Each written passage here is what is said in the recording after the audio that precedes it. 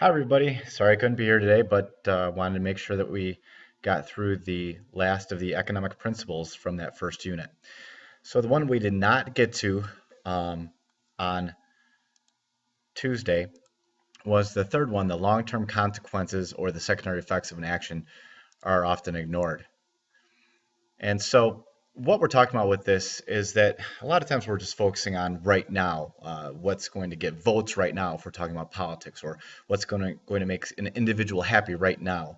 They don't think about the secondary effects of their choices right now, that they might not have money for retirement. They might have to work longer because they didn't save during their working years. Um, and government policies didn't take into account secondary effects that it might have. It's not just as easy as saying, oh, let's raise the minimum wage. There might be secondary effects of that that you have to think about. There was definitely secondary effects of changing to more of an ethanol blend in our gas, and the fact that it made corn prices go up. And then that was made meat prices go up because it's a feed for the cattle. So there's secondary effects, and we have to consider those as much as we possibly can. So, as one, for instance, here, rent controls.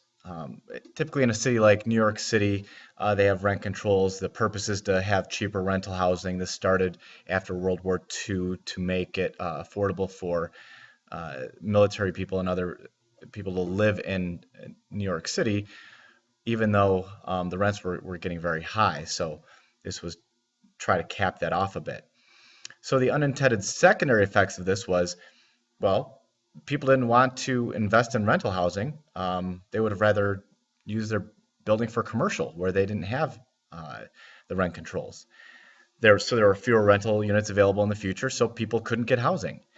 The ones that did remain, there was a decline in the maintenance and the quality of them, because why take care of something when you've got a lineup of 15 people that want that apartment at that price? So there's no incentive for a landlord to respond to the tenants' complaints, or to uh, fix leaky faucets, to update the kitchens.